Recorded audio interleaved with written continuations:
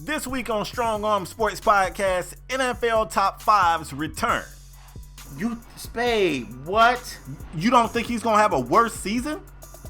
He's probably going to have more numbers, but I'm talking about his efficiency, his per carry number, all that shit finna drop. Bro, if you playing New York, what are you? We supposed to be the losers, but we winning though. They used to laugh at us, now we winning though. They used to tell me never in my lifetime. I guess they wasn't in their right mind. Underdog. Yeah. What's going on, folks? Welcome to a brand new exciting episode of Strong Arm Sports Podcast, the realest sports pod in all the land. True. We've been gone for a minute, LaParis. It's been a while. Facts. Get your energy right. Are you here? I'm here. Let's get it. We the best in the whole damn land, bro. That's a fact. That's a fact. Do it That's feel a like fact. y'all feeling his energy? Let me know if y'all not. If Bro, y'all tell me when y'all I not tell feeling you his I'm here, energy, bruh. I'm here, suspended. bruh. Man, let me let the people know what we here to do, man. We are here to wrap up the previous week of sports, the previous couple of weeks of sports, I guess, in dramatic fashion with no Baby, BS, we got a good one for him. no We got a good one sugarcoating, for him today. no biases, only the That's right. strong arm truth. Man, if this That's a happens to be fact. the first time you are listening to our sports podcast, rather it's here on YouTube or if it's on any of our various podcast channels, man, we are happy to have you. We ain't even mad that you late. We happy to have you. Welcome. Fact. Come in. Sit down. Get comfortable. Talk shit in the comment section. I'm one half of the show. I go by the name of KSpadeTheProspect. And I'm your boy, Paris 57, and together we form Strong Arm Sports Spade. Glad to be back, bro. Yes, sir. Me too. We got a Me good too. one for him today. Hey, yo, we got some topics that's probably gonna have these guys a little fired up. Top fives are back. I know they've been waiting for that. Top fives are back. We doing running backs and we doing cornerbacks today. So sit back, put your seat in recline. Yo, press play, hit subscribe, bang the like, and relax. Yo, while we give y'all these actual factuals. Spade. Mhm. Yes, sir. We gotta start in the NBA, and it's the NBA sorta, but this guy hasn't been picked up by a team, and he actually wanted a one-on-one with Stephen A. Smith, Spade. And I'm talking about Carmelo Anthony, and a lot of people had a lot of things to say about Carmelo Anthony. We seen Hoodie Melo a few years back. Melo was in the gym, had the hoodie on, was spraying up, hitting jumpers, looked like he was old Melo. Melo doing the same thing this summer. Hoodie Melo, we see him, and people were like, yo, we not falling for it again. But Carmelo wanted to have a one-on-one interview with Stephen A. Smith on First Take to clear some things up. And Melo had a lot to say in a short amount of time. Spade, you watched the interview. I wanted to get your thoughts about the interview and what you thought. What did you think how Melo came across during that interview? Humble. To sum it up in one word, he's been humbled. And I guess that's a good thing, right? You know, we always kind of bash the athlete to get out there, and I'm not saying Melo did this, but the athlete that gets out there and act like they're bigger than the game or bigger than the sport.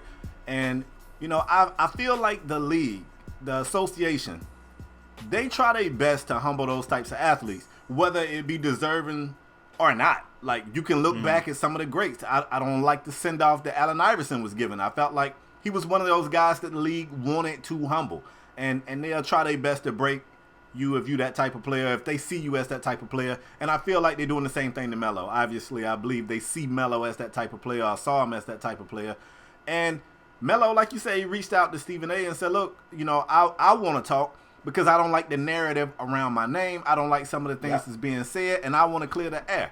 And he came across to me as a person who was humble, who had matured a lot over the years, which happens, man. We all, I know I can speak for myself and LaParis. I feel like you would probably say the same. I can sit here today and tell you guys I'm not the same person that I was 10 years ago. I mean, I am, but I'm not. I mean, I'm still the same person.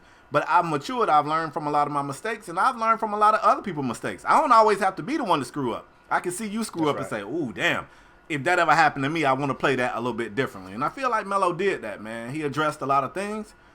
I kind of got to tip my hat to Stephen A. Smith, man, and I'm the type of person that's pretty hard on Stephen A. Smith. I feel like he a lot of over the top when it ain't necessary, but he was fair, but he was tough. He asked some tough questions. He put a little bit of heat on Melo, and ultimately, man, Melo came across to me as a guy that says, hey, I thought that I was okay leaving the game on my terms, but with more time to think about it, I love the game too much to be done with it.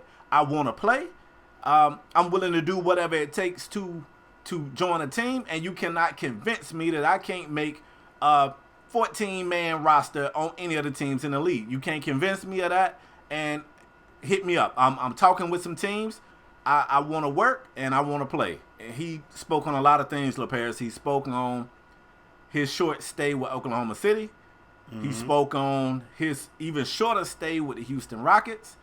He spoke on some comments that had been made on him, some that he agreed with, and some that he disagreed with. And the biggest takeaway for me, and I don't want to ramble too long about it, Stephen A. spoke on the fact that Chauncey Billups came out and said that Carmelo had a great work ethic.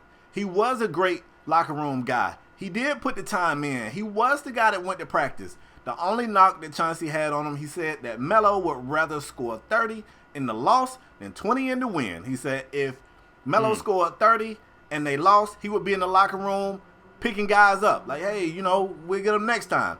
If the team won and Melo scored 20, Melo would be kind of pouty in the locker room afterwards. And Melo said, look, I don't feel no type of way about those comments because I was young. He said, and at that age, I felt like he said, it wasn't me being okay with 30. It was 40, 50. Like, I wanted to score as many as possible. And in my mind, if I wasn't doing that, I wasn't doing my job. So if we won, but I didn't score like that, to me, I failed. And that's just the mentality that I had at that young age. And to face that type of criticism head on like that, I can't do nothing but respect it, bro. And you and I, we got a weird relationship with Carmelo. We was very hard on Carmelo because he could have put himself in some better positions and better situations, and he let money dictate him. And he spoke on that too. He said, I still had that hood mentality, and I was thinking I can't walk away from these large amounts of money. And he spoke on that. He said that I don't want to go through the whole thing, but ultimately, man, to me, I want a team to reach out to Carmelo. I've been saying, LaParis, we came out here and defended Carmelo some years ago when an ESPN ranking had that dude like 60-something. We was like, ain't no way in the world you can find 60 people in the league better than Melo. And that's right. I'm telling you something, man. The sheeple in the world, and y'all know why I use that term. If people see enough people saying something, they'll just say it, whether they got proof that it's true, whether they believe it or not. If enough people say the same thing, everybody will just sheep their way to it. So this whole thing like, oh, Melo, watch, Melo this, Melo that. We were saying on this pod, like, hold up. You look at Melo's numbers in OKC, and that experiment didn't work out that first year. They did, and it takes teams a while, especially when you bring in a bunch of alpha dogs together, like Westbrook is, like Paul George is, and like Carmelo was at the time. You bringing those alpha dogs together, it's going to take them a while to figure it out, and it did not go well that year. But you look at Melo's numbers, you like, hey, Melo wasn't as bad as people trying to make him out to be. You look at Melo's last season in New York, Melo wasn't bad. So this notion that Melo just woke up one day and don't know how to score the basketball, I never bought that shit, and I don't buy it here today either. Spade, I mean, I want to piggyback off everything. First of all, I want to start with Stephen A. Smith. Piggyback off everything you said. One thing, Spade, me and you both agree. Stephen A. Smith can be over the top when he's going back and forth on that show with Max. But one thing, first of all, we can't say Stephen A. Smith don't work. That man works. Hell That's why he got that very lucrative contract with ESPN. So I want to say kudos to him, because when Stephen A. usually do those one-on-one with players, he asks the hard questions. All the questions we want to know, he asks them. Now, whether the player answer it the right or the wrong way, that's neither here nor there. But Stephen A. Smith asked the questions we want to know, so kudos to him. As far as Carmelo, like you said, Spade, he spoke on the decision about deciding to take the money. He actually said he was on his way to Chicago, but somebody, he didn't say who, somebody got in his head, in his ear, and was like, well, so-and-so ain't going to be there. This guy ain't going to be there. This guy might leave. So he was like, you know what? The Knicks was the last team that he met with. And then when he said he was headed to Chicago. And then when all this noise got in his ear that people was going to be out, he decided, I might as well just stay in New York and try and get that fixed. And he said that's why he took the money.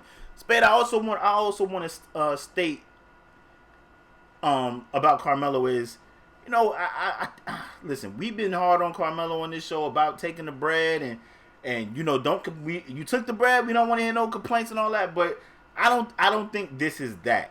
This is one of those situations where I think Carmelo, if Carmelo has that mentality now, like, you know what, I just want to help a team. I want to compete. I want to get a ring, and he don't got to start and, you know, or maybe not start every game. Maybe start 40 games and come off the bench 40 games. I think Carmelo could help every team in the league. Every team in the league.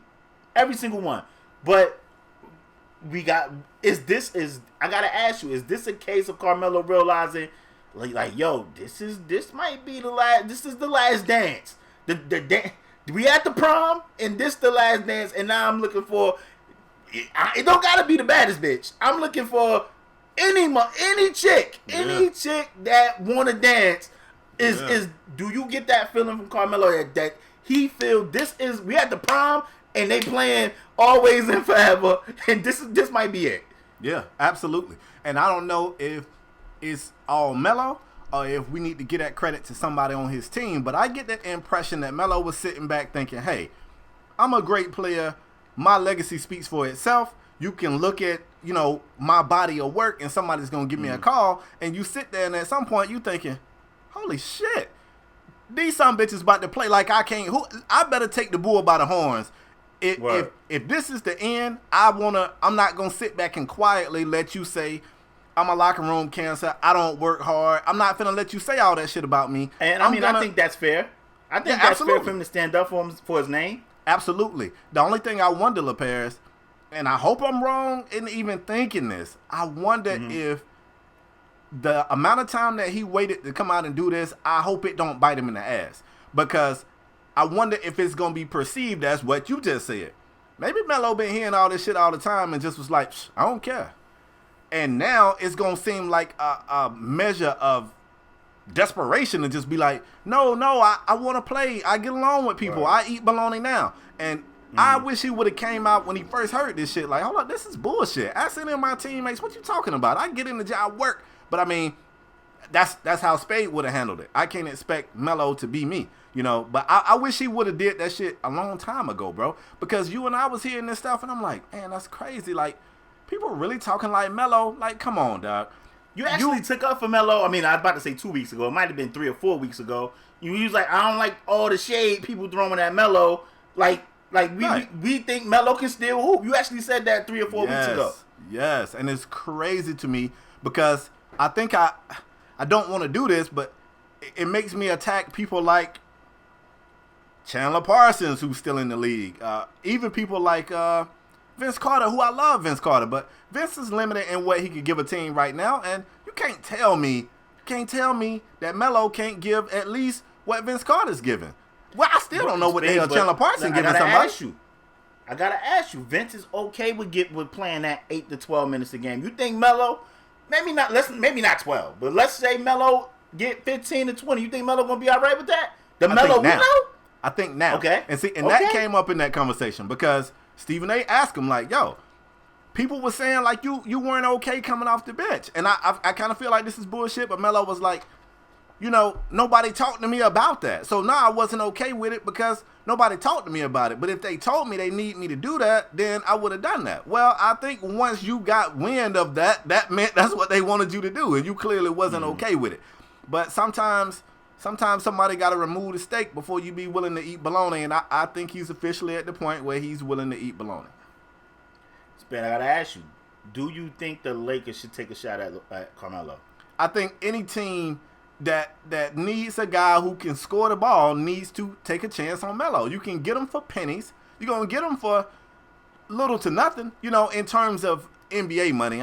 Somebody that make $8 an hour going to be like, whoa, that's little to nothing. But yeah, anybody who got a spot on their roster who needs somebody who can score, bro, they need to be talking to Carmelo. And he said he's in negotiating. He said he's been talking with the Lakers. He said he's been talking with the Clippers.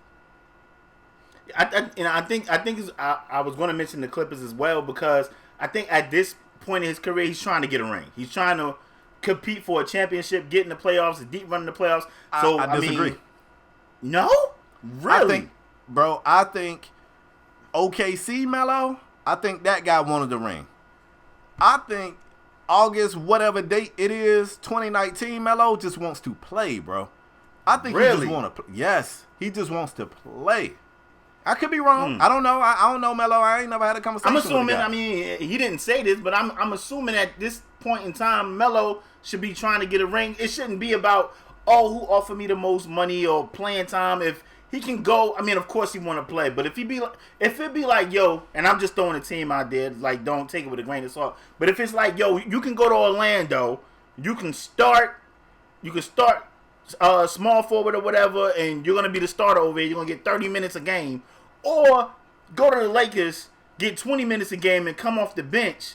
Like, I think Melo needs to be competing for that ring. You know, with LeBron and AD, if everybody healthy, we expect, whether it be the Lakers or Clippers, we expect those teams to be in the playoffs and attempt at a deep run.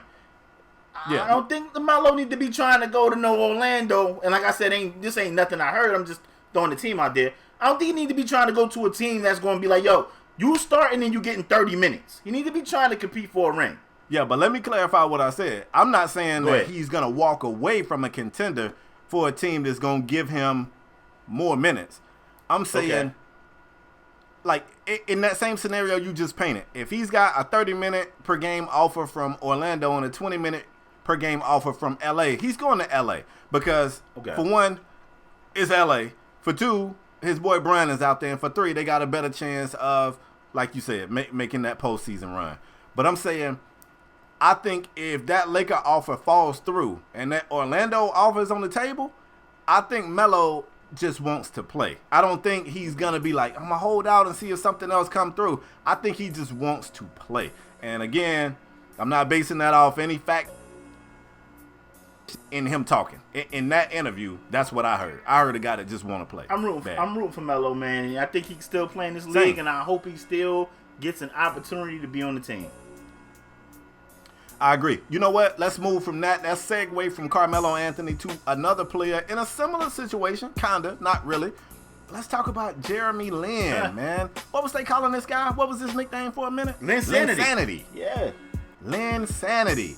Recently, man, Jeremy Lin was doing an interview. I think he was overseas somewhere, and it was supposed to be like I don't even know how it got so negative. I thought it was supposed to be something good, something uplifting. And Jeremy Lin just broke down and started crying, man. Like, he was asked something about free agency, and he just broke down and he sobbed. He said that he feels like the NBA has given up on him, and he feels like this free agency has been rock bottom. He's hit rock bottom, and the league has given up on him. Basketball has given up on him. The Paris, I was kind of taken by surprise when I saw this thing, I heard this thing, because if we be honest, I think Jeremy Lin has had a more productive NBA career than anybody saw. Anybody. Like, let's not forget that Jeremy Lin was bouncing from he was on his way out the league when a injured Melo and a Mike D'Antoni offense created a magical moment that some people would never forget. He became a cultural icon. One of the big things about the NBA and LaParis, I'm going to take this opportunity to throw shots at your league, man. The NFL try their best to get love outside of the States, man. They be playing games in Mexico. They be playing games in London. Man, people don't be giving a shit about what's happening on that field, man. First of all, Mexico got to get their field together for us to play out there. Man, Mexico said, get the grass right. Hurry up and get. Hey, look, the Mexicans that showed up was pissed off. They was like, wait. This ain't football. They like, nah, this is American. They like, man, if I knew that, I wouldn't even came. Like, I thought this was gonna be some soccer shit. Go. But to my point, one of the reasons why the NBA is the most famous, most popular league in the world is because of people like Jeremy Lin and Drazen Petrovic and Yao Ming and Dirk Nowitzki, and I could go on and on and on. But the international stars, for a young kid from a different culture to be able to see somebody that they relate to or that they got something in common with, it just draws people in. And Jeremy Lin, I don't want it to sound like I'm hating on Jeremy. Jeremy Lin was able to capitalize on the fact that he is Asian American. And like I said, man, Carmelo was hurt. Man, and they was in a situation where they was like, man, let's just throw the kid out there, see what he could do. Mike D'Antoni was like, man, I got this tricky shit. Check this out right here, and boom, Linsanity was born. Jeremy Lin had a career where in his career he earned over $65 million. LaParis, I'm going to ask you a question I already know the answer to. Do this sound or feel anything like a rock bottom in your perspective, absolutely bro? not, but Jeremy Lin, this might be Jeremy Lin's rock bottom. I'm going to shoot him a little bell. It might be his rock bottom. It ain't. Spade, he got a degree from talk, Harvard. Bro, let me talk. It might be his rock bottom. Say. Spade, I want to just say this. It ain't. Jeremy Lin, who, I swear, I didn't look it up. I should have looked it up. I didn't. But Spade, what you want to know? I got you. Who do we know that was able to flip a injury into something like Jeremy Lin did? Like, oh boy got hurt. Jeremy Lin had like a good 2-week span. Like, I mean, just 2 weeks of spazzing. Started Linsanity and being in New York. The New York papers loved him. The media loved him. I think, I want to say Houston. I think after that, Houston offered him a big deal. He went to Houston. You know. But, I mean, he flipped that little 2-3 week span into something amazing. Like, something insane. Like, literally insane. And, listen, I understand what he's saying. He sounds like a guy that still want to be in the NBA. And it's, to me, it sounds like he wants to be a guy in the NBA, not just riding the bench and winning championships with the Raptors. He comes off as a guy that wants to contribute, and he don't come off as a guy that want to start. He just want to be on the court and contribute. I think he'd want to be one of those guys happy with a good 10, 15 minutes a game. He just want to be in the NBA and contribute. And for what, I mean, he's not getting that opportunity. I'm not going to kill him, but to me, being an African American, we know what rock bottom is. I wouldn't have used the term rock bottom, but maybe this is his rock bottom. Right. Maybe this is his rock bottom. I don't see how it could be. He got a degree from Harvard, bro. So, you know, I'm going to use this. You know me with my analogies. Let me jump to something. Okay, go ahead. You know the guy that played, I think his name was Chow in The Hangover? Oh, yeah. You know that guy? Mr. Chow. Right. So that dude is like a dentist. Like, he was a dentist before the acting, right? Mm-hmm. And somebody told me, like, yo, can you imagine what type of bravery it takes to quit being a dentist to go pursue being in movies? And I was like, nah, that's the ultimate safety net. Nah, you mean to tell me I can go try? You agree with me or not? No, I agree with you. Well, what you're about to say, I know what you're about to say. I agree with that. Yeah, bro, because you can go try to get movie roles for a whole year, and if you fall off of that tightrope, but that safety net, you still a damn dentist. You still got a degree. You just gonna go and apply for another job. Jeremy Lin still has a degree from Harvard. Word. He all right. He all right. Not only is he all right because of the degree, I'm saying he's all right. If he never played a single NBA game, he could have got a pretty decent career. I'm talking about a career. You don't get me started, bro. My parents ain't never had no career. My parents in their 60s, all they had was jobs all their life. And you know, the difference in a job and a career, the job hold that job shit over your head. And every time you say or do something they don't like, they threaten you with termination. Hey, I'll fire you. And you like, oh shit, I need this job. When you got a career, you got some shit that you really don't give a shit. You can't threaten me, fam. I'll just go apply to the competitor or somebody else in this same field and land back on my feet, and my pay really ain't even gonna fluctuate that much because this piece of paper right here says that I'm worth this. Word. At least this. That's a fact. So, bro, as far as Jeremy Lin not being ready to be out the league, I feel you. As far as him feeling like, damn, I still got something in the tank, and the league giving up on me, I feel you. But I just looked up Jeremy Lin. Look, I think Jeremy Lin is actually a pretty good player. Pretty good player. He's solid. He averaged 12 points for his career. He's solid. 11.6 points a game for his career. Yeah. My dude, Allen Iverson had something in the tank when the league turned their back on him. That's a fact. Mahmoud Abdul-Rauf had something in the tank. He was the best shooter in the fucking league. He still had something in the tank when they turned. So I guess I don't feel sorry for Jeremy Lin because he still feel like he got something in the tank. For him. I don't feel sorry for him. Yeah, you was. Nah, I don't feel sorry for him. Yeah, you do. Nah. And I'm gonna tell you something, Jeremy. I'm gonna tell you something. You could land on your feet anywhere, bro. You got a degree from Harvard.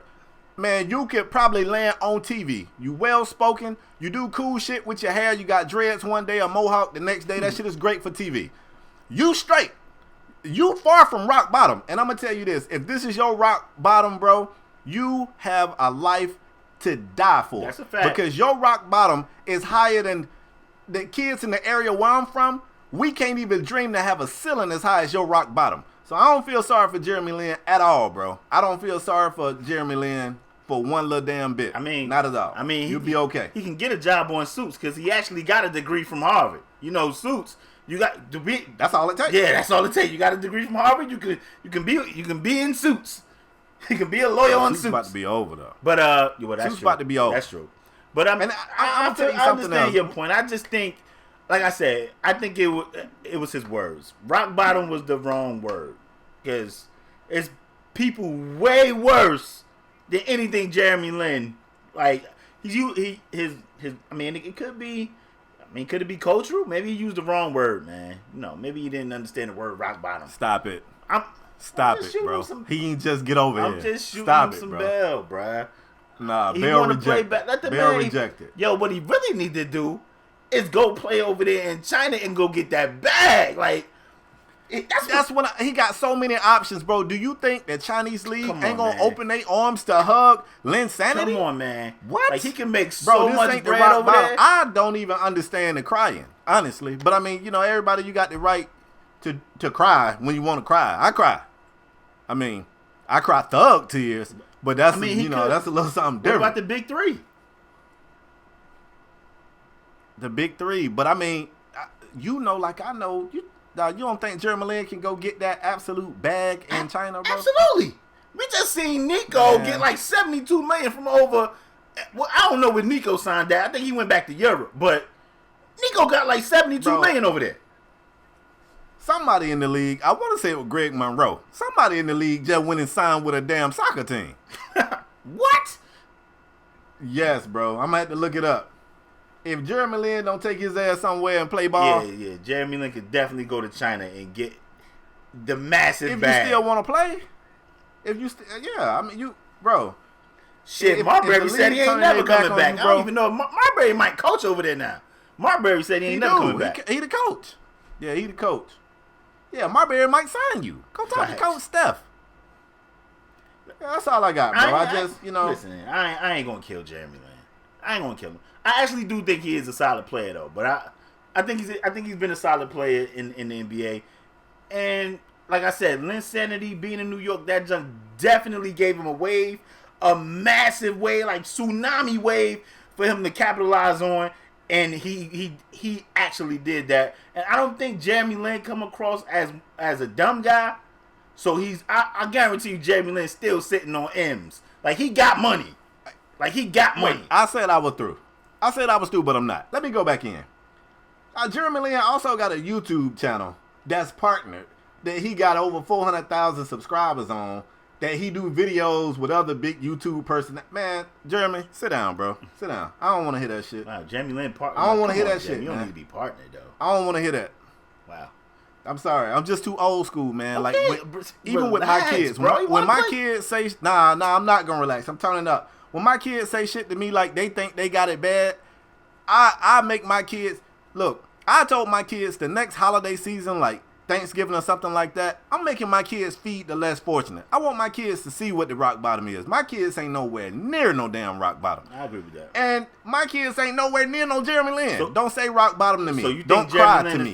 So you think Jeremy Lin is spoiled? I think he's privileged and he don't realize how well he damn got it. Okay. Bro, if Jeremy Lin don't shut his ass up, I don't want to hear this shit from you, Jeremy. Okay. Don't cry to me. Okay. I originally said he could cry. I like to recant that statement. You can't cry to me, Jeremy. You go cry. I don't want to see no tears. Bro, you can't tell him. You can't cry tell him he can't cry. I can. He can cry, not to me. No. Don't cry to me. I mean, he cried. You hold him he shit cried saying to his interviewers. when you see me. Oh. Nah, he cried to the world, fam. It was cameras out there. He cried to everybody. Okay. Don't cry to me, Jeremy. Can we move on? You want Jeremy Lin head? I think. All right. I want to move on. He done done music. He got a music video.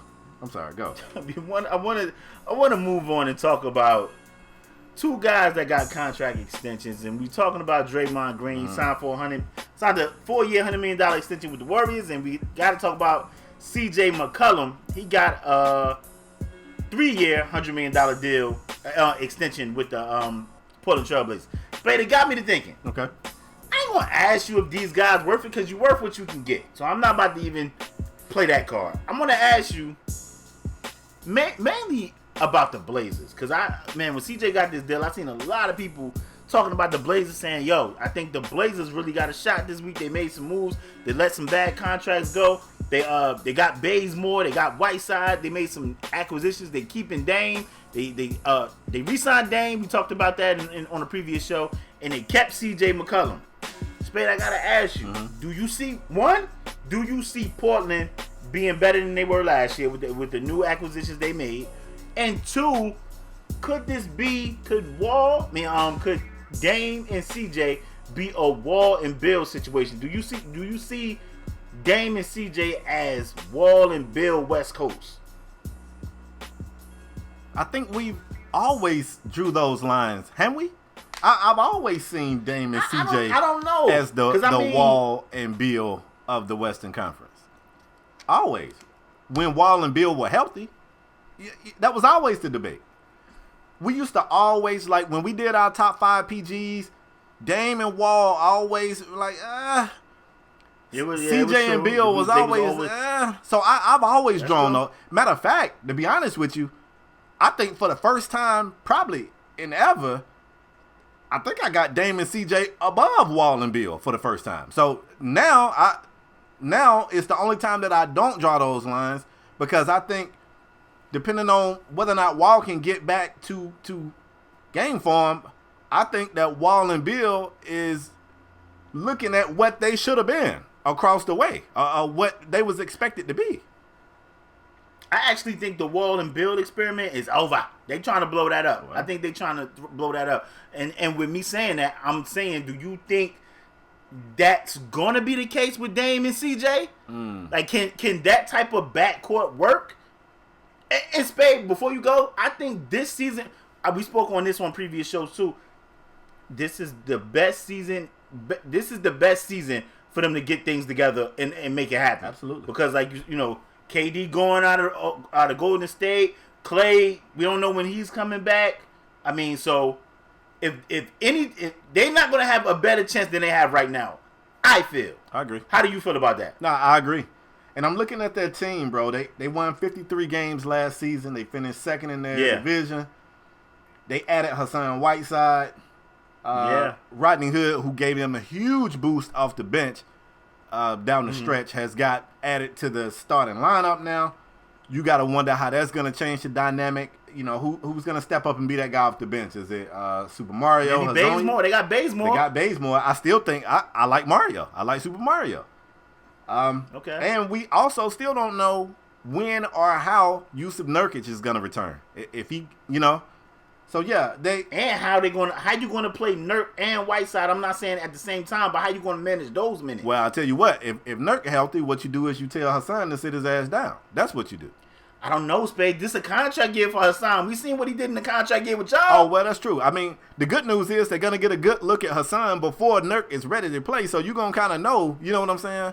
Like if Hassan is do you bite the bullet though? Say Hassan out there looking like $900,000 when he was making $900,000, Hassan. Well, then and he's getting 20 boards, 20. No, okay. But do you resign that? No, not if he looking. Whoa. You saying how he was looking before he got that big deal? Like right before when he was making $900,000. When he was making $900,000. Well, and he was getting 20-20 games and getting triple doubles with blocks. Remember, I forgot who he was debating with, but he was like, I get triple doubles with blocks. I think was it Draymond? It was either Dre or it was. Yeah, it was Dre. It was Dre. That's who it was. Yeah, he was like, I get triple doubles with blocks. So yeah, I mean, if he's that guy, I feel like you got production. You know, you got to make it work. I don't know. I'd be so scared to get Hassan Whiteside another big contract after he just showed his ass in Miami after he got paid. Yeah, I mean, but if he playing like that, you can't exactly let that walk out the door. Okay. But I mean, you got any thoughts about Dre? We already knew once KD left, Dre was going to get his money. We know they was going to keep that nucleus together, especially once KD left. Yep. So I mean, I'm good with Dre getting his bread. I mean, we knew it was going to happen. I think they said, if I'm not mistaken, I think Dre is still signed to Clutch Sports. I believe so. I think I read that somewhere. Yeah, I think they said that Rich Paul done made $1 billion worth of deals this offseason, which is just insane. Man, we need to hire Rich Paul. He need to be. I can't wait till we sign the Clutch. Rich, hit us up, bro. God. First podcast sound the Clutch play. Let's get it. Rich will get you that bag. We sign the Clutch and get that busy. Rich will get that bag. Yeah, man. Listen, I'm good with these young men getting their money. Yeah. I'm just worried that a lot of these teams going to waste this opportunity this upcoming season, because I feel like this season right here is as wide open as it's been in a long time. And I know Clippers done made a power move. We know the Lakers made a power move getting AD. I just still feel it's wide open because those teams over there might just beat up on each other. So somebody ain't going to make it, because even if it's like 1-2, they going to meet in what? The Western Conference Finals. Somebody ain't going to make it. So I feel like this season right here is wide open. It's wide open. Yeah, I agree, bro. Before we move on, man, I got to do something. Yeah, this going to blow your whole mind, bro. Uh-oh. This ain't even a topic. This ain't a topic, bro. I got something I want to say. Okay. I've been watching, LePage, you know, at my gig, sometimes I study a lot of NBA film, man. I watch a lot of gameplay. I watch a lot of highlights. Yeah.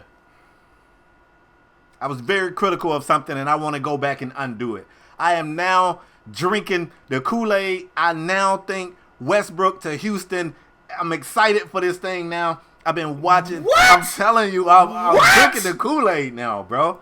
What? I know. It's Spade. I know. I'm on the joint telling you, bro, they going to get these games, bro. I know. What? I know. It took me a while. I'm going to tell you what happened, bro. What happened? So, I was watching some Oklahoma City game footage, right? And I was watching Westbrook. And I was like, God, this dude is phenomenal, man. If they get the halfway decent Russell Westbrook, Houston gonna be a problem. They gonna be a problem, bro. And I can't believe it. Yeah, I'm drinking the Kool-Aid now. I didn't like it at first. Can I get a public apology? Whoa. Cause you was like, nah, I don't know, nah. But wait. I'm like, man, they gonna win 55, 60 games. They gonna win. I'm like, they definitely winning over 50 games. I said, I can see 55, 60. You was like, I don't know about that. I think they gonna be Spade. I'm trying to do the Chrissy Teigen face over here. I think they can figure it out. I think they can figure it out too. I still want you to hold your horses. I'm not ready. You're ready to jump off the bridge. I'm not ready to jump off the bridge. I'm not. I ain't saying they winning the championship. I'm telling you, in the regular season, these guys are going to be amazing. All I'm gonna say is I don't know what I'm getting from. I don't know what I'm getting in the playoffs, but I'm talking about regular season. I think they're going to be a problem. I think, and like, this wasn't even a topic. If we taking time on this shit, you find a way to get Houston Heat, Canes. Bro, I'm not a Houston fan. This is about Russell Westbrook. I'm telling you. I just want to know what changed your mind. I just was watching film. I was supposed to be watching film on the Oklahoma City Thunder offense. And I couldn't do that because I was just watching Westbrook. And I was like, man, this dude is phenomenal, bro. Like, it ain't no way on God's green earth that this ain't an upgrade to Chris Paul. And, come on, that's what I said. Look, let me give me some bail. I said the only way I could see it working was playing Harden off ball, and I still don't love the idea of Westbrook off ball. I don't love that idea at all.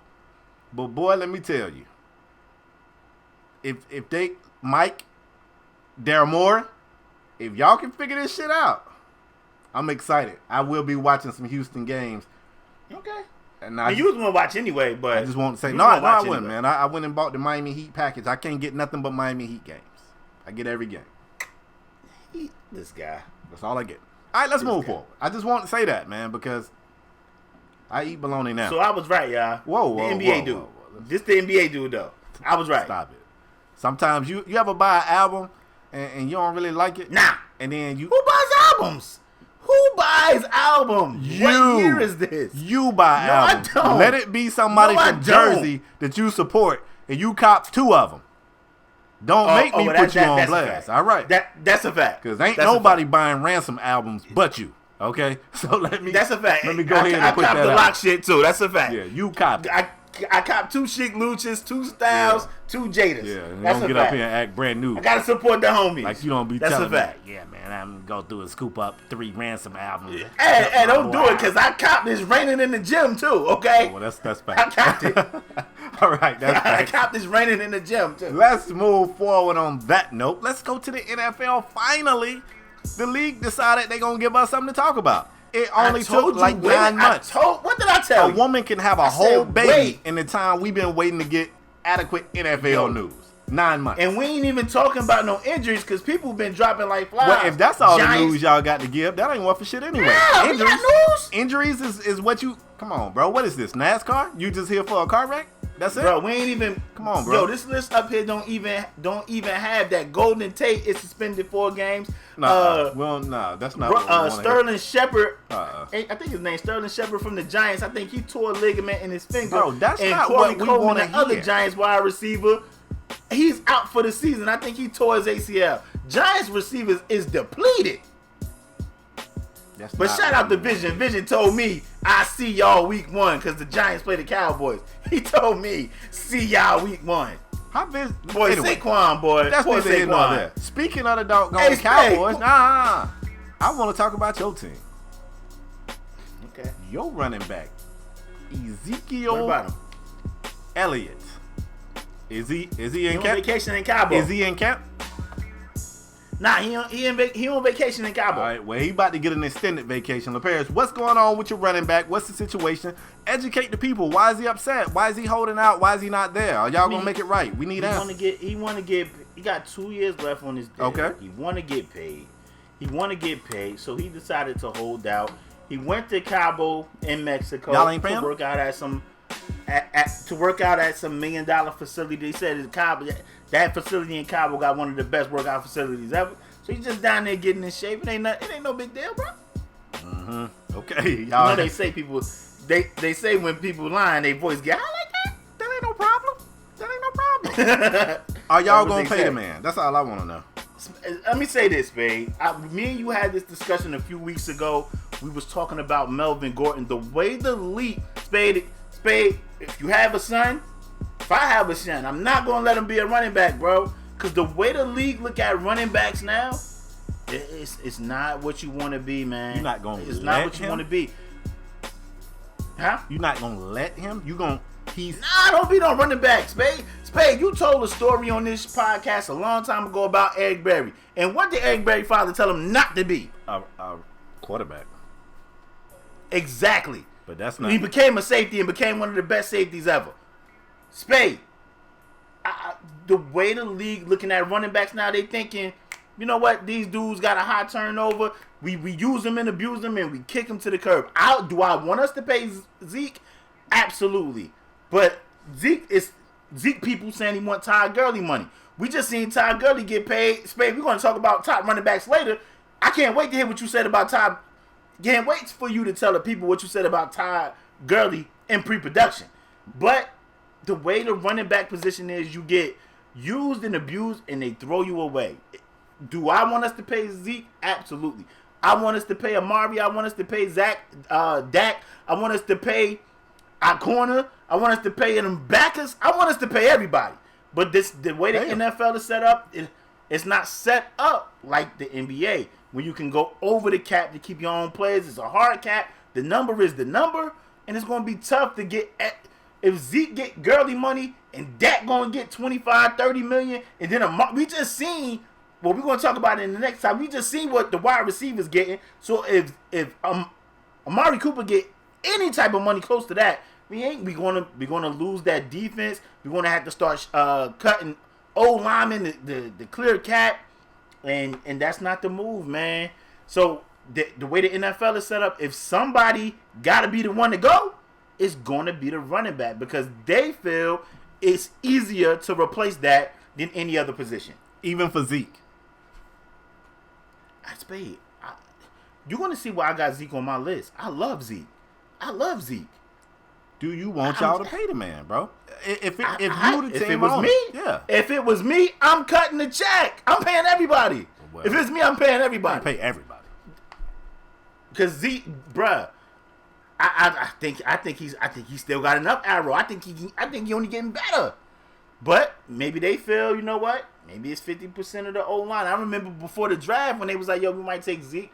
I was like, yo, we kind of don't need to take a running back at 4. McFadden got like 1,500 yards, or maybe he had like 1,200 yards. Got like 1,200 yards behind that O-line.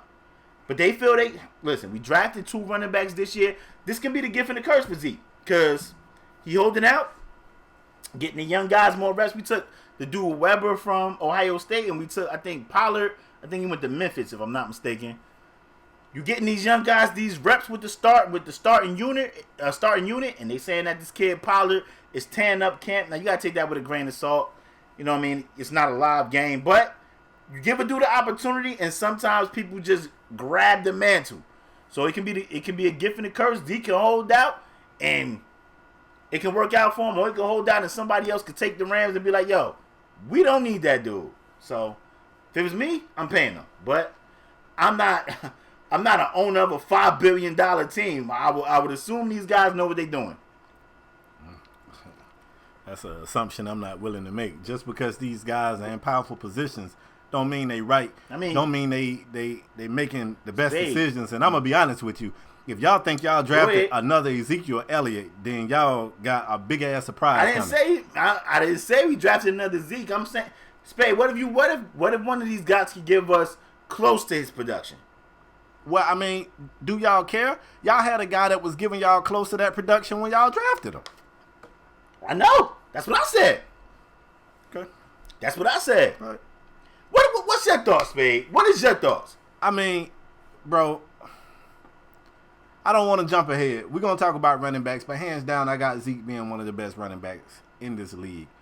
You know that's tough for me. I'm not a huge fan of the Cowboys. I'm not a huge fan of Zeke, but Zeke got vision, man, and he's a great running back. He's a great running back. It ain't even no other way to put it. I'm not gonna sugarcoat it. He's a great running back, and I was pro Melvin Gordon getting his check, and Melvin Gordon ain't no Zeke. So I mean, you got a young nucleus, you got a nice team, and you just got a good receiver. I want us to keep it together. I mean, goddamn, I don't get it. Like, this shit a no-brainer for me. Like, I don't know, man, but maybe that's why I don't have a team, because I'd have gave him that damn check so fast. Looking at it like you got 2 years left. The way the NFL is set up, Spade, you got 2 years. He got 2 years left. No, he's 100% doing the right thing, holding out. He has 2 years left on his contract, and then you know what the NFL said? Yo, we can play you for the 2 years, and then we can franchise your ass twice. That's true, which is just crazy. But you don't feel like Le'Veon Bell kind of laid the blueprint? You don't think anybody else going to take the Le'Veon Bell route instead of a whole year? The consensus is that Le'Veon Bell took a worse deal. Well, we talked about that on this show as well. That's very true. So, I mean, it didn't work out because the way they look at running backs, like, yo, and they actually said that the Jets could have got Le'Veon Bell cheaper. The Jets was actually bidding against themselves. So the way they looking at running backs is like, yo, You guys are replaceable because it's a ton of running backs in college, and we'll go find one. And it might take a year or two, but we're going to find one. Eventually, they figure they're going to get one. So, I understand your point, and I agree. I would pay Zeke, but the way this NFL thing is set up, they looking like, yo, he got 2 years left on his contract. We can franchise him twice, and it still be under the number he want. It would still be under that. Even if they franchise him 2 years in a row, it would still be under the number that he wants. That's very true. So they really both parties are really playing the dangerous games, because even when he come back, Zeke can be looking at the team with some animosity, not the team, but like the ownership with some animosity, like, man, I don't even want to be here now. And this is what causes that friction. But the running back position is a weird position right now in the NFL, because every other position is getting paid, Spade. Everyone. You look at what quarterbacks are going to be. Spade, we had a conversation. We just seen what Carson Wentz got. Mm-hmm. They speculating Dak going to get between 25 and 30 million. What do you think guys like Mahomes is going to get? Mahomes might get like $40 million a year, which is just insane. So every other, we see wide receivers getting $100 million. We see corners getting paid. We see pass rushers getting paid. We see left tackles and now right tackles getting paid. Offensive linemen, defensive linemen are getting paid. We just seen what Aaron Donald got. So if you're considered the best at any other position but running back, you're getting paid. Running back is the problem. That position is a weird position. If I had a kid, he would not be a running back, bro. Because they use and abuse him, and then they throw him away and find a new dude with better legs.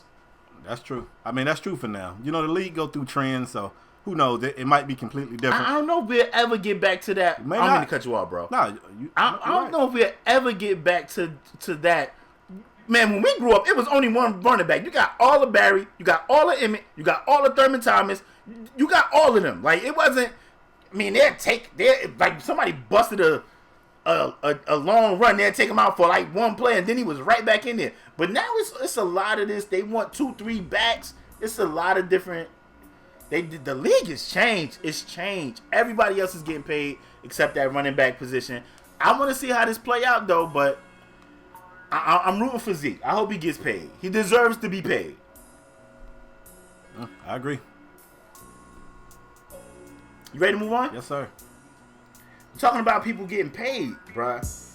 And we gotta take it to the know here. We gotta take it to the Saints. Michael Thomas got the wide receiver got $100 million, $61 million guaranteed paid. He is the highest paid skill position player, highest skill position player aside from quarterback, bruh. Yeah. $61 million guaranteed, which is insane. Michael Thomas, did he deserve 100 M's? Do we deserve $61 million guaranteed paid? We just talked about people getting paid. Talk to me about Michael Thomas and his contract. I'll say this. He's a young talent. He's only 26 years old. He's a 6'3", 200 and something pound receiver. And if you're looking at his body of work, bro, 2016, 1,100 yards receiving. 2017, 1,200 yards receiving. 2018, 1,400 yards receiving. He's been getting better every year. And like you said, man, I guess if you can command the dollar, you are worth it. Me personally, I don't have him as my top receiver in the league, so I just think every other receiver in the league is looking at this with a smile, because you're thinking, okay, he just raised, which is what happens anyway. Every time somebody get a new contract, that bar go up, keeps going up. Eventually, you know, I don't know, it's going to be people getting damn $1 billion contracts. Who knows? But his production's there. He's young. He's a great receiver. He's been getting better every year. You could definitely make the argument that he deserves it. Whew. But I wouldn't have given it He to got him. $100 million. Yeah, man. $61 million guaranteed. We already know Amari Cooper is coming up. Yep. You already know Julio Jones going to want a contract. Yep. Hey, people are arguing, like, it's arguably who's the best wide receiver, and people saying DeAndre Hopkins. Now, we've seen DeAndre Hopkins play amazing football with terrible quarterbacks. Yep. Terrible. Yep. Now he has Deshaun Watson. Michael Thomas has Drew Brees, Spade. I don't know for how much longer though. That's what I'm saying. I understand. Like, you gotta pay. He was holding out as well, and they decided to cut that check. They gave him $100 million, $61 million guaranteed. But if you Julio Jones, DeAndre Hopkins, I wouldn't even throw Amari Cooper up there. Like, but I mean, Amari Cooper won a new contract. I don't think Dallas is giving Amari Cooper $100 million, $75 million guaranteed. But shit, if you Atlanta, if you the Texans, you looking at DeAndre Hopkins is looking at the Texans like, you see this shit? Yeah. If you Julio Jones, you looking at the Falcons like, you see this shit? Yep. Like, if he got $100 million and $61 million guaranteed, I expect Julio or Hopkins to be like, yo, I definitely want more than this. So I want 125, 150 with like 80 guaranteed, 90 guaranteed. Mm-hmm. So, I mean, it's going to raise a lot of questions about what these teams are going to do, especially with this hard cap. You cannot go over this number in the NFL. So, funds got to be allocated very smartly. And you look at Atlanta. Atlanta just read up, what's the big defensive tackle, Grady Jarrett? Yep. They just read him up. They're going to have to re-up. I think they might have did already. I think they just read up Deion. What's the backer name? The 45. Deion something. Jones. Deion Jones? Yeah. Is it Deion Jones? Yeah. Deion Jones. We already know they might have to re-up Keanu O'Neal. So that defense in Atlanta was getting better. So I know they don't want to lose them young studs. They've been drafting offensive linemen. We already know O-linemen been getting that bag. So, woo!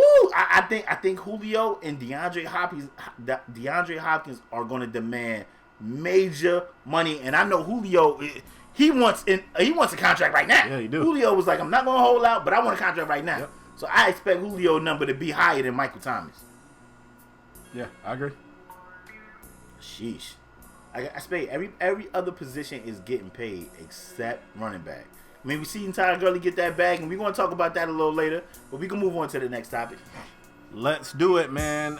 This weekend, the NFL Hall of Fame game is happening, which basically means that another group gets a chance to get inducted into the NFL Hall of Fame. Look, man, it's so many names that's on the cusp. Are they getting in? Are they not getting in? And usually when you see some names that's familiar, those are the ones that stand out to you. I'm not going to go through the entire list of those getting in. I do want to talk about my boy Ed Reed getting in, who I believe in my lifetime that I've seen with these two eyes, the greatest safety to do it. No disrespect to Ronnie Lott and Steve Atwater and all these other folks, but even Rod Woodson, who was a corner for a while and played safety at another time. But to me, from what I've seen, Ed Reed is the GOAT at that position. He's getting into the Hall. Champ Bailey, one of the top cornerbacks to ever do it, is getting into the Hall. The Paris, I ain't got much to say on this. I know this is your sport.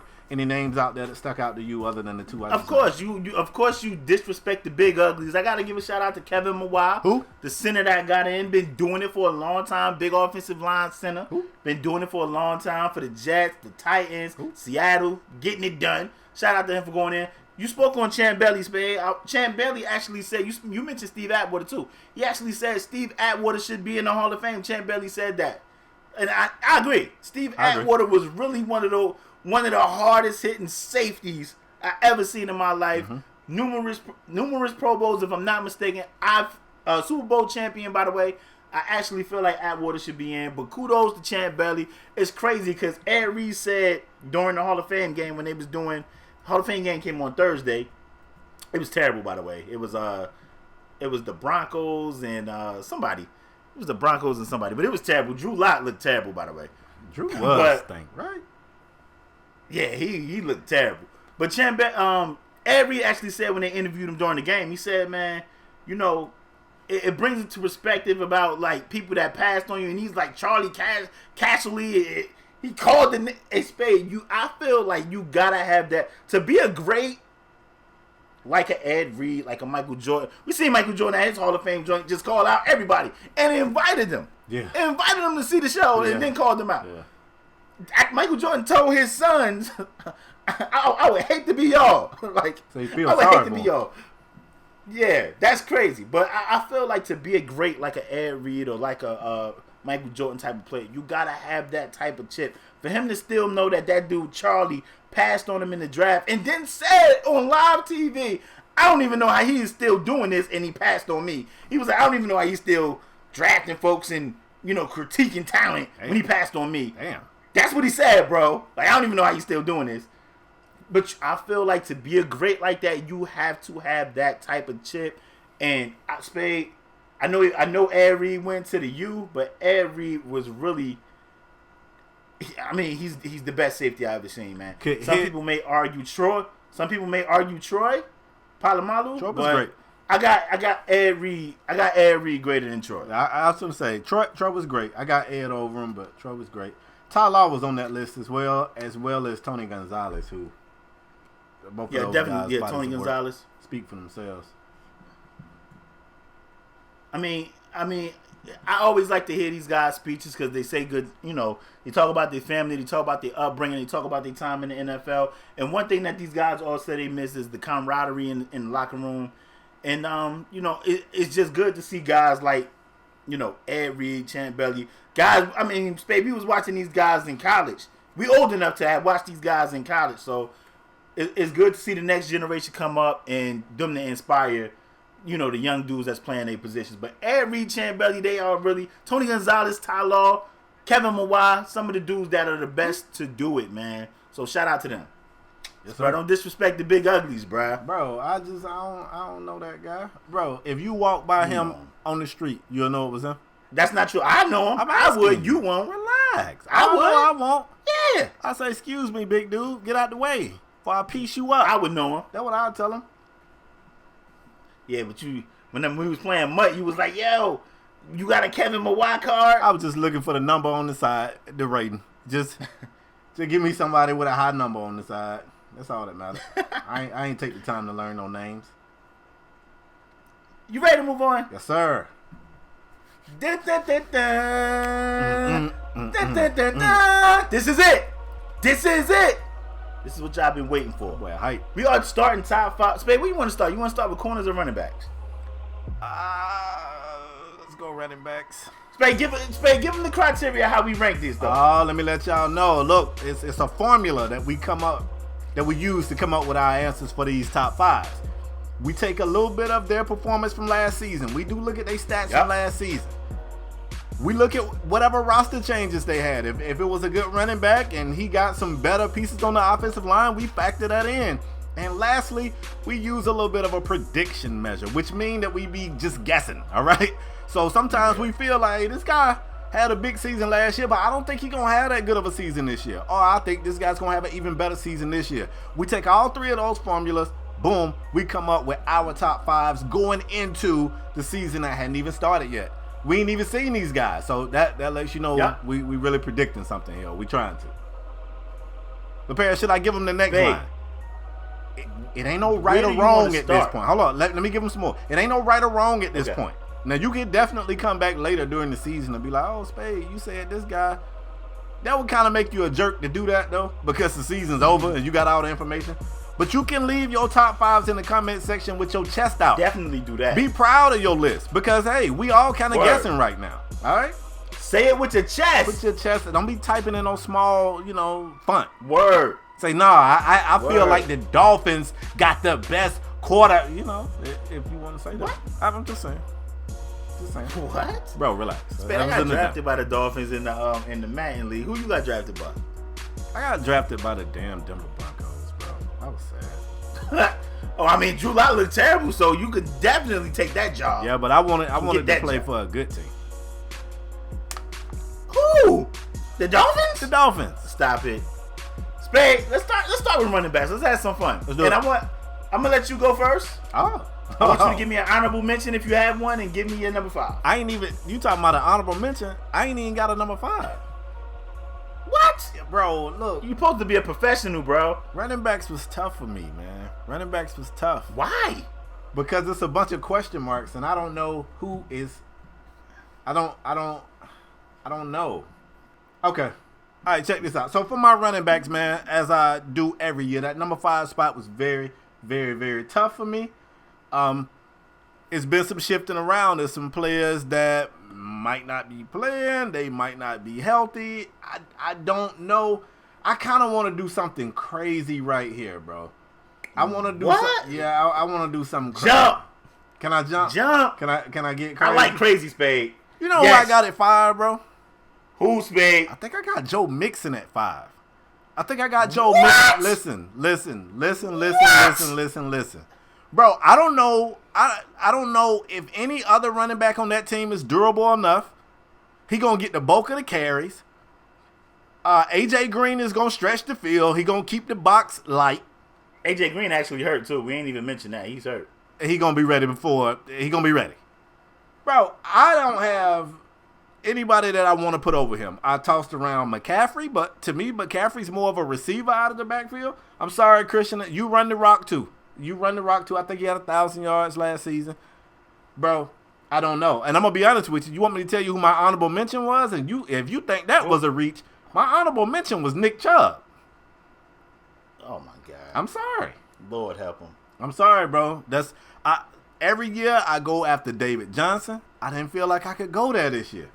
I didn't feel like I can go there. I don't know. He got one of the worst O-lines in the league, though. Like, his O-line was terrible. You want me to tell you somebody else? He had a solid season. You want me to tell you somebody else who I got in this spot who could have been my 5th? Maybe not. I don't know. Who? Le'Veon Bell. I don't know what that situation gonna be like. I know. I know. I mean, these are guys that ordinarily, you would see, and yeah, man. So I don't know if y'all want to give me hell for that number 5. I ain't even mad at it. It was a crapshoot after I got past. I like Joe Mixon, but I don't think he a top 5 guy. He might not be. I'm looking around and he the only person who, when I look at this, he's the only person that I feel like for sure next season he gonna get opportunities. It's gonna be up to him to deliver. But the world is yours, Joe. Let me save it. Go ahead. My honorable mention is definitely C-Mac, Christian McCaffrey. Spade got a problem with C-Mac. I don't got a problem with him, bro, but he just I like the dude threat guy. I think Carolina used him exactly how you supposed to use Christian McCaffrey. They throw it to him out the backfield, he does his thing, and he makes shit happen. I like C-Mac as an honorable mention. Number 5. Can I stop you? Spade. Can I stop you? Go.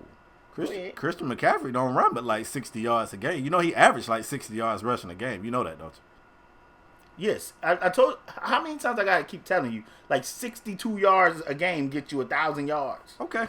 I just wanted you to know that you were telling me. Yeah, I know. All right. Yeah, 62. Yo, if you can get me 1,000 yards and catch 100 balls, we Gucci. Okay. We Gucci. For top 5. What? He honorable mention. Top 5. Oh, okay. All right. I fall back. He honorable mention. Okay. All right, He's honorable mention. I fall back. At number 5, I got my boy Alvin Kamara. They finally got Ingram out the damn way. Alvin Kamara about to do his thing. And I got him at number 5. I can't wait to see if Alvin Kamara is even on your list. I hope he is. Don't worry about it. You want me to go with number 4? Yeah, go ahead. Want me to go with number 4? Yes. Number 4? I got Le'Veon Bell. Spade concerned about Le'Veon Bell in a new situation. Le'Veon Bell got fresh legs. He ready to tote that rock for the Jets. Le'Veon Bell is motivated. He done dropped his whole mixtape. I'm finna say that boy rapping. What you talking People about? done call that dude mixtape trash. You think Le'Veon Bell ain't about to come out here and set the league on fire? Le'Veon Bell about to go wheels for the Jets. I can see Le'Veon Bell with a cool Spade. I'm going to say a cool 1,200 yards rushing. I'm going to say 10 plus total touchdowns, 60, 70 catches. I see Le'Veon Bell getting it done out there for the Jets. I don't know if that's going to accumulate to some wins, but I see Le'Veon Bell having a bounce back year. He'll be back after missing last year. Okay. All right. I'm going to go ahead and be extremely contradicting here with my next listing. But at 4, I also got Alvin Kamara. And I know everybody going to say, wait a minute, Spade. How do you not have McCaffrey and then you got Kamara? Yeah. I'm going to be honest with you. Get him. I feel like he finna get a bigger role. I think he finna get a bigger role with that team. And I just think I think he's more shifty than C-Mac. I think C-Mac is north and south speed. Hey, look, I don't care. Get mad. You know what I'm saying? Get mad if you want to get mad. I got Alvin Kamara being a better running back than Christian McCaffrey, and I got him at 4. All right? Let me move on to my number 3. My number 3, this one was tough for me, man, because I don't know if this dude is who he used to be. I don't know. LeParis, I don't know, but at 3, I mean, I think we got the same guy at number 3. Go ahead. I think I got Todd Gurley, but I don't know who the hell he is. I don't know if he all right. I don't know if he okay. I don't even know if he can run. Can he run? Is he the number 1? Is he the number 2? I don't know. Listen. I don't know who Todd Gurley is, but I do know I've seen him bounce back from one injury that I wasn't sure he was going to be able to bounce back from. So if he could bounce back from that, surely he can bounce back from whatever the hell ailment he got now, right? Can he? I don't know, bro. I got Todd Gurley at number 3 for those same reasons, man. Listen. Okay. And the media is doing their job, and they're doing their due diligence, and they're asking Todd Gurley, how's your health? And Todd Gurley has been very offended. Like, he is pissed off when people ask him about his health. Like, I don't know what's wrong with Todd Gurley. Like, I want Todd Gurley to be all right. I want him to still be the same player. I think he will still be the same player. I think being over there in McVay's system, they'll throw it to him out the backfield, a lot of swing shit. They open up huge holes for him. He's able to, Spade, I'm hoping Todd Gurley is the same guy. I'm a little skeptical like you, though. But I think if Todd Gurley is 80%, 90% of what he was, I think Todd Gurley is still the top 5 back in this league, and that's why I got him at number 3. At number 2, I got a guy that Spade was a 2. I don't know about this guy. Bro, don't do that. Yeah, that's how you say it. I don't know about this guy. Look, I believe from day one. He went to Penn State. I believe. And I'm talking about Saquon Barkley. Saquon Barkley, man, for him to do what he has done in his rookie year for the Giants, who another team that has a terrible offensive line. And listen, say what you want about Eli. We know you're a Super Bowl quarterback. Eli didn't even. I mean, I think Eli threw for like 4,000 yards last year. Everybody threw for 4,000. 4,000 yards last year. Had like 22 touchdowns. But a lot of that was like Saquon left, Saquon right, throw it to Saquon out the backfield. I think Saquon is an all-world back. For that reason, I think Saquon. Well, I know Saquon is my number 2 back in the league on this list. I'm going to be honest with you. I'm going to be honest with the listeners of this podcast. I did not enjoy doing running backs. I did not enjoy doing running backs because why? Because I don't like my list. I don't love any of these guys. And I'm going to be honest with you. What? I'm going to be honest. I got Saquon Barkley number 2 as well, but I don't like that because they finna stack the shit out the box, and Saquon Barkley is going to have a worse season this year than he had last year. Spade, what? You don't think he's going to have a worse season? He's probably going to have more numbers, but I'm talking about his efficiency, his per carry number. All that shit finna drop. Bro, if you playing New York, what are you doing? Are you not? Yes, I agree with you 100%. You putting 10 people in the box. Exactly. Especially now all their receivers is hurt. Exactly. So you don't think his numbers finna go down? I don't know, Spade. I think when you special shit happen, bruh. Watch. I think they're going to lose a lot of games. Watch. But I think Saquon is still going to be amazing. Watch. His numbers are going down. And that's why I don't like my list. Now, let me go to number 1. I don't like this either. I don't like this either. I got Zeke Elliott at number 1 on my list. And I don't like that. We got the best running back in the whole damn league. Let me tell you why I don't like that. I don't like that because he can't hold on to the ball. He fumbled. He fumbled too much to be on my list at number 1. He fumbled too much. I don't even know. I don't know. He gonna miss all the training camp. He already a 4 for 4 from being fat. If we keep it at a stack, so I don't know if he in shape. I don't know if he gonna show up in shape. Gosh. And I don't like none of these guys. You know what I'm saying? Joe Mixon might be better than everybody else on my damn list. Joe Mixon might end up. Listen, I don't know. Look, I don't know if Todd Gurley is okay. You're gonna stack the box against Saquon, and I don't know if Zeke gonna play. Zeke gonna be good until he fumble. He fumbles. LeParis, your boy fumbles, and he fumbles a lot. Okay, Joe Mixon didn't fumble the ball one damn time last year. And hold the ball like Joe Mixon ain't fumbled the ball one time last year. He got no fumbles. Spade. Zeke Elliott is the best running back in the whole damn league. Zeke, the best running back in the whole damn league. We better get him in, though. Well, I want us to sign him. You better push him away Zeke, from I the think table. Zeke gonna come in, though. But, man, listen, man. Spade talking all that bullshit. That's not bullshit, bro. Spade talking all that bullshit. Spade, Zeke, he knows Zeke got amazing vision. Oh, absolutely. People were saying, oh, Zeke can't catch out the backfield. Zeke showed him, I can catch the rock out the backfield. Showed him that last year. We already know what he can do between the tackles. Can run outside. Has enough speed to take it to the house. Zeke Elliott is the best back in the whole damn league. You ain't concerned about the fumbles? Bro, no. Absolutely not. Absolutely not. Now, see how you jinxing that shit. He gonna fumble against the Giants. We gonna lose that game like 21-17 on some like scoop and score shit. Bro, you said all that. If y'all go out there and get beat by the Giants, y'all some trash. And that's all I got to say about that. I mean, we play y'all this year too. Y'all gonna lose to us too. And Fitzpatrick gonna bet dodge y'all the hell the up. house on that game. Fitzpatrick gonna dodge y'all. Fitz magic. Nah, because he's still gonna be.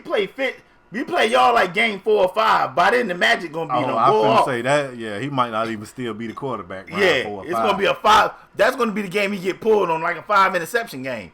Yeah, I digress. I like to recant that statement. I thought we played y'all a little bit early. About week 3? Nah, we play whoever y'all we like play game in 4 week or 3 5. getting that damn smoke. All right. Oh nah, yeah, 1-3. 1-3. Fitz might be by throwing for 5. He gonna have 15 TDs. Yeah, he at Spire round 3 or 4. So by 5, oh yeah, he good in that Spire. He gonna have like 15 TDs in the first 3 weeks. Bro, but Zeke then had after 6 that, fumbles. You all right with that? No, I'm not. Okay. That's a different question. No, I'm not all right with that. But we got to take points off if the guy can't hold on to the pill. No, I don't, because I think he got it fixed. He over there working out in Cabo. He ain't doing shit but eating. He ain't working out. Bro, he working out in Cabo. Okay. They said that man is looking fit. Okay. That's what they say. You talking about he a 4 for 4 away from being fat. Last time he had that halter top on, we thought that man was expecting. What you talking about? Oh my gosh. We thought that man had a bun in the oven. Go to corner, Spade. Let's go to corners, man. Look, I want to reiterate. I don't like my running back list. I don't. It's too. Where you want to go? Where you want to go next week then? I don't know. I can't make it through this damn week. Let's go to cornerbacks. Okay. LePage, you on the hot seat. I want you to go first with your cornerbacks. Give us your number 5. If you got an honorable mention, give us that too. I got an honorable mention. Oh, go ahead then. And the only reason this guy right here isn't my number 5 is because I want to see it for one more year.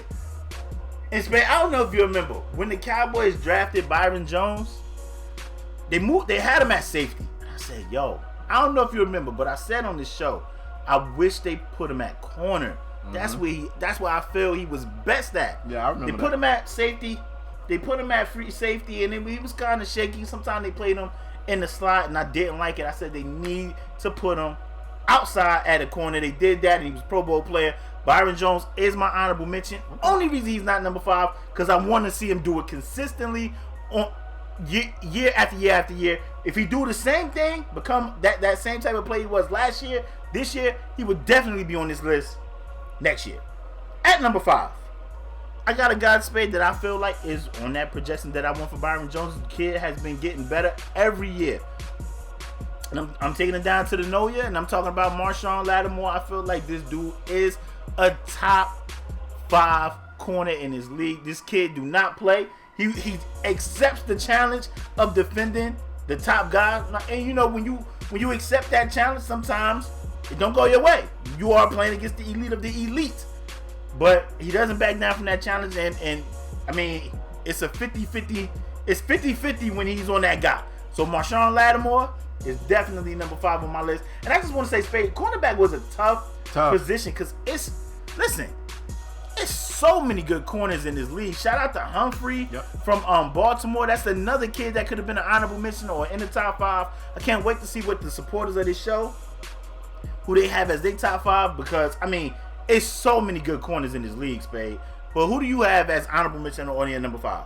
All right, so look, my honorable mention, I kind of got 2 names in honorable mention, and one of these dudes, when I say one of these names, it's going to give me some heat, because for some odd reason, he got a very, very, very vocal fan base, and that's Darius Slay. I got Darius Slay and Chris Harris Jr. just outside of my top 5. Look, Chris Harris Jr. was a tough one for me, but the fact that he played in the slot, and even after Talib left, he still stayed in the slot. That hurt me. That hurt his score to me. I just don't know if he's a top 5 corner. Me neither. I mean, not anymore. If we were talking top 5 slot corners, for sure. Yeah. But top 5 corner, I don't know. I'm going to tell you, I got another hot take. You know what I'm saying? If y'all want to get pissy, here we go. Oftentimes we say one of the best things for a cornerback is a pass rush. And the guy that I'm going to throw you at 5, he's not a sexy name. Somebody going to come for me and I'm all right with it. But I want to go to Chicago, man. I'm throwing Kyle Fuller right there because I feel like once you throw some Khalil Mack out there, man, that quarterback got to get that ball out a lot quicker. And Kyle Fuller lurking out there. Ordinarily, I don't think I would have him in my top 5, but he's coming off a strong year, and I don't see his production dropping this year because they're gonna have Mack for a full season, and I don't see him. I don't think his numbers are gonna drop at all. I think you're gonna see pretty consistent corner play from Fuller. I got him in the 5 spot. Okay. You're number 4. When I go to number 4, man, trust me, man, this ain't a fan pick. I wanted to have him higher on the list, and I got him. I want to go to Miami. I want to go to Xavier Howard. I was having a conversation with another big football fan that told me Xavier Howard wasn't a real cornerback because the Dolphins play a lot of zone defense. I find that laughable. But Xavier Howard had 7 interceptions last season in only 12 starts, and only 12 games, not 12 starts, 12 games. And if you watch, I know a lot of people don't watch Dolphin games, but if you watch Xavier Howard, a lot of times his big playmaking come on him doing instinctual shit. You'll see Xavier Howard break out of his zone and go do some shit that coaches teach you not to do and make a play. And in the way that he can make plays, I'm not trying to say that he is this guy because he is not. But in the way that he can make plays, it puts me in the mind of Deion. If you watch Deion play, Deion wasn't fundamentally sound. He was just gifted, and he would do things that you would coach people not to do, but he could do it and not get burnt. Xavier got a little bit of that. I got him at number 4. Okay, I'm not mad at that at all. At number 4, I got a dude you talked about at number 5, Kyle Fuller. And it's because of the reason, Spade, I talk about the pass rush all the time on this show.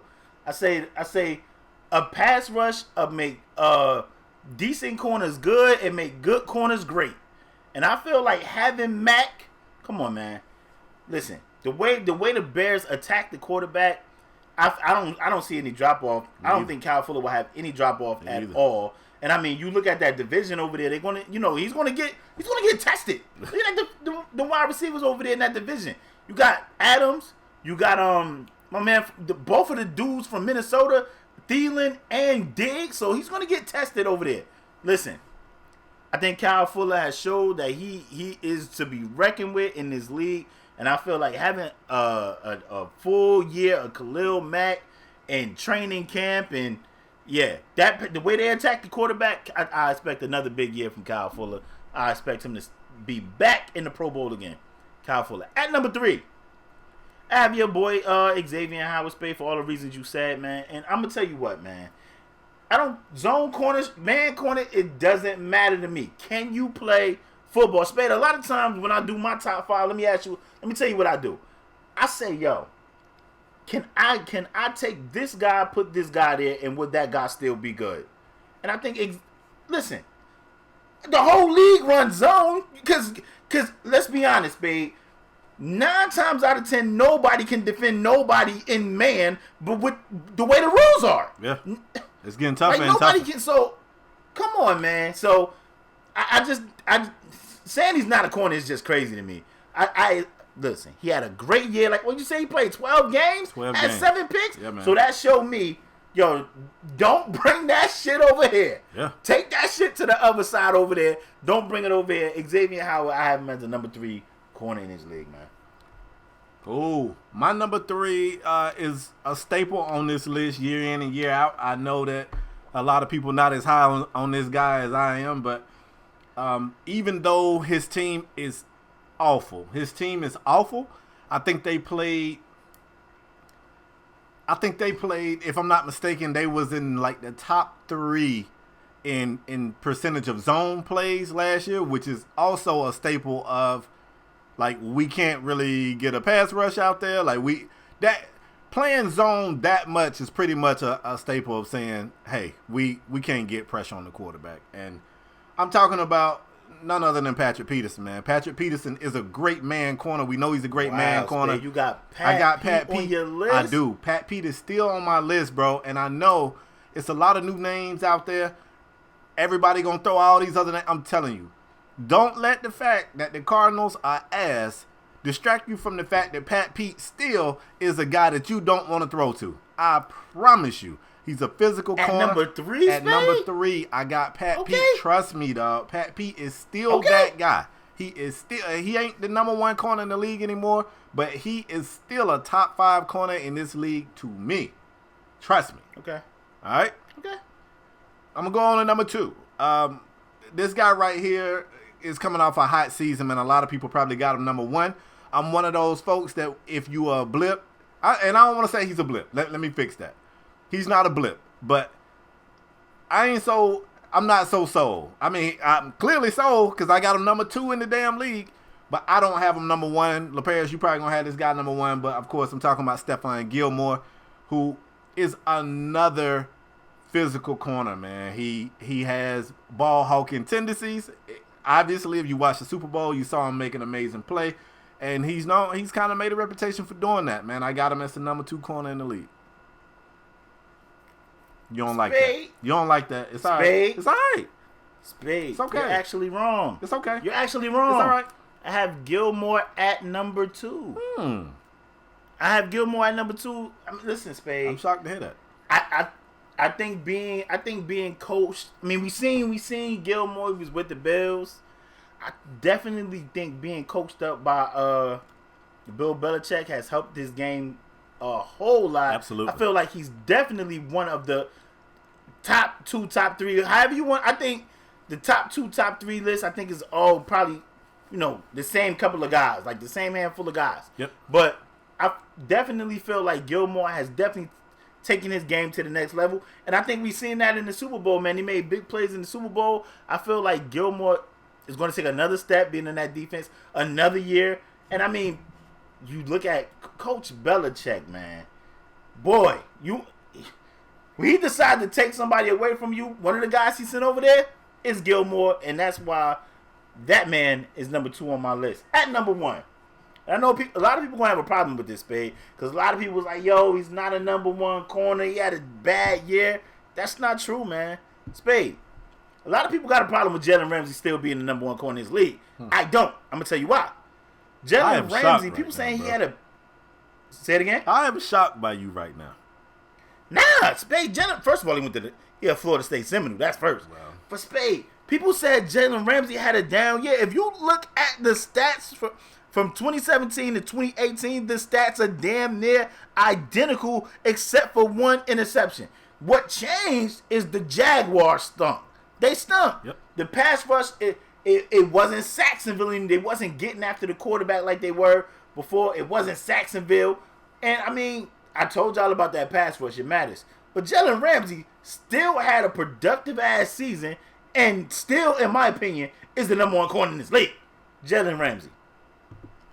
I am shocked. I really feel like in the time that I have allowed you to be in my presence, it has paid off in dividends for you. Your list is so similar to mine. When I really thought I had some reaches and some hot takes, a lot of the same names was not only on your list, but in the same place. I also got Jalen Ramsey number 1 on my list.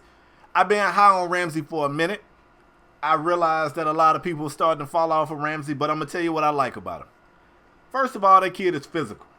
And he will play physical on a receiver. He will come down into the flat. He will lay the boom on a running back. He will, if it's a seam route, he will run it. I'm telling you, I don't really see any weaknesses, matchups, bro. And he want to be great. I don't see any weaknesses in this kid's game at all, bro. And I'm real big on him. I expect him to actually have a bounce back season, which is funny because, like you said, statistically, he didn't really drop off. The team dropped off. And I will admit, I feel like he kind of got targeted more this past season. But that's cool. That's cool. It's like saying a shot blocker got dunked on a few times. That shit gonna happen. Word. You know what I'm saying? But for me, I got Jalen Ramsey as the number 1 corner in the league going into 2019, and I don't give a damn who don't like it. Hit that comment section. Let me know what you think.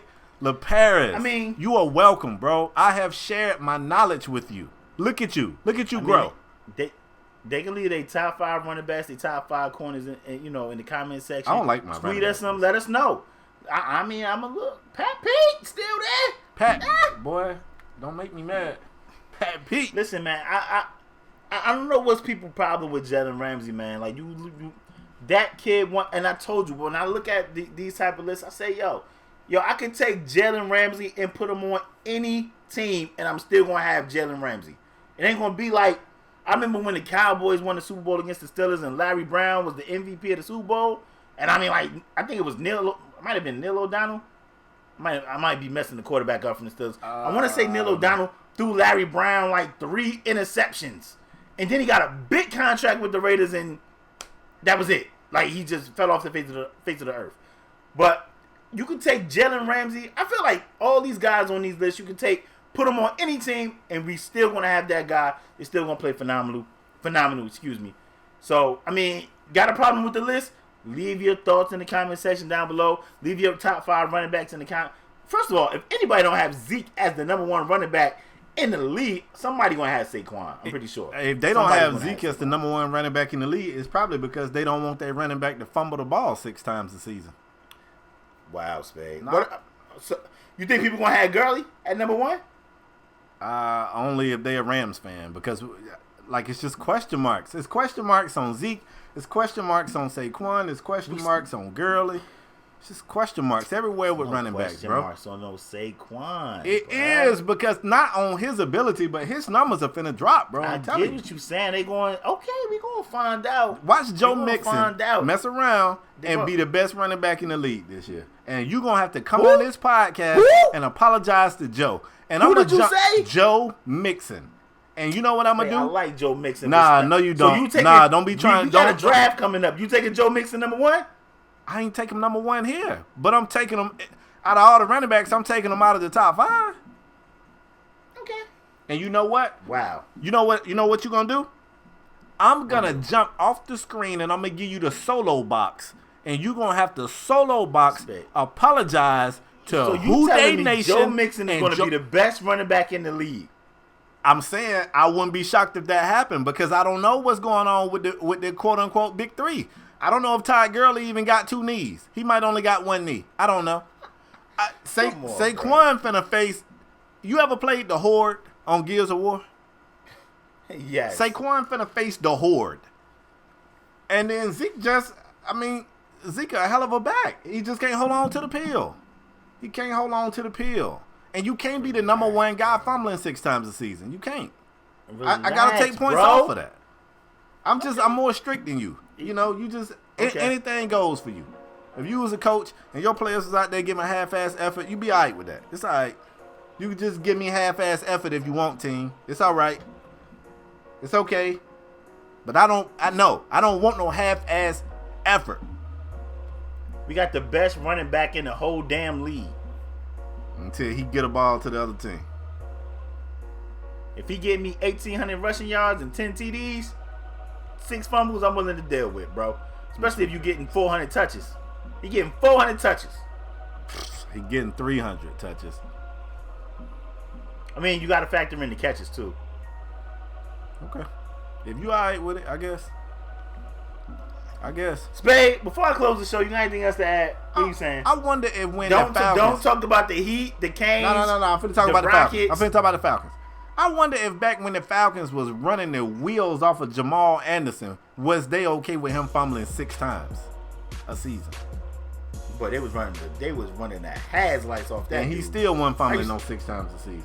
Shout out to Jamal Anderson. That was my guy. It was the breast Shout out milk. to him. He said he drank breast milk. It's my guy. Spade, that's all you got? Even though he drink breast milk, that's still your guy? I mean, we all drunk breast milk. No, he drank it grown.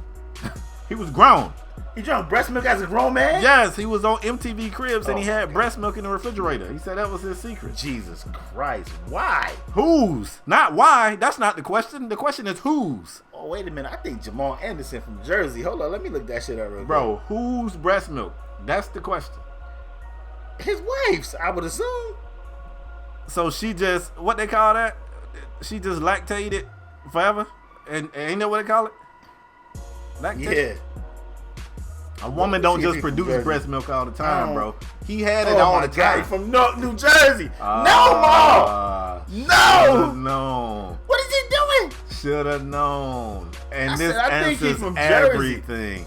No better way to end the show than with Newark, New Jersey, brothers. Drink anybody's breast milk. Got it. Jesus Christ. Listen, man. Stop it. Shout out to Jamal Anderson. That's my guy. Yeah. No. Listen, man. Spade, you got anything else to add before I close the show? Nah, man. I'm going to let you wrap up so you can go get your milk. Listen, man. We want to thank y'all for tuning in to another episode of Strong Arm Sports. As usual, if you're new here, bang the subscribe button. If you're a regular, hit the like button. There's also a little bell up there. You can click that bell. It sends notification to your mobile device to let you know a new episode has been uploaded to our YouTube channel. If you don't want to see 2 dudes arguing in the box, it's okay. We got audio podcasts everywhere. SoundCloud, ऊPodOmatic, iTunes, Spotify. We are everywhere. There's no reason why you should ever miss a show. Leave your top 5s in the comment section. We got top 5 corners, top 5 running backs. Next week, we already know quarterback's going to be last. Do not leave your quarterbacks in there. Quarterbacks will be the last position because me and Spade been going at it with quarterbacks for about 3 years now. And I've been winning. Years. That's not true. You have Big Ben out there and he's been throwing 26 interceptions a year. But quarterbacks is always fun to talk about. Spade, let's go, wide receivers or tight ends? What do you want to do? Tight ends next? Bro, it's whatever. As tight long ends, as it ain't running backs. I guess maybe tight ends or middles or maybe wide receivers or outsides. But we want to thank y'all for tuning in to another episode of Strong Arm Sports. We will see you guys next episode. We are out. Peace.